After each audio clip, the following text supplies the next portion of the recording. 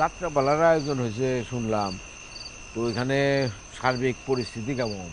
আমি একদম চারদিক দিয়ে বাউন্ডারিটা এমনভাবে করছি যেন কোনোভাবে বাইরে থেকে কেউ ডিস্টার্ব করতে না পারে।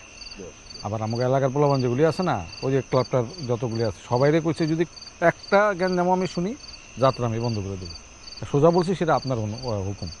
যাত্রার নামে যে অন্য সমস্ত যে বিষয়গুলো হয় সেগুলা অশ্লীলতা যেন না হয়। হ্যাঁ, কারণ যাত্রা একটা আমাদের লোকজ ঐতিহ্য, এটা দেখে মানুষ দেখবে, ঠিক আছে, কিন্তু কোনো ধরনের বিশৃঙ্খলা যেন না হয়। হবে না, কিন্তু ওই যে আপনি যাবেন নাকি একদিন ওই যে আরে না, আমি যাত্রা দেখতে যাব এটা কেমন কথা? আমি যাব না, যারা যায় তারা যেন ঠিকঠাক মতো দেখতে পারে। অসুবিধা যাত্রাটা হিয়ে মজাই। এ কারা রে? আমার হিরোরা নাকি? এই সামনে দিতেছে। আসসালামু আলাইকুম মেম্বার সাহেব। আসসালামু আলাইকুম। ওয়ালাইকুম সালাম। কই যাস? এই তো যাত্রা দেখতে যায়।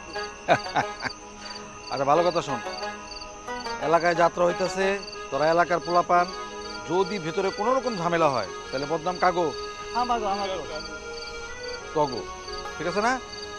তোরা তো ঝামেলা করবি না, কেউ যদি ঝামেলা করে সেটা সামলাবি, ঠিক আছে?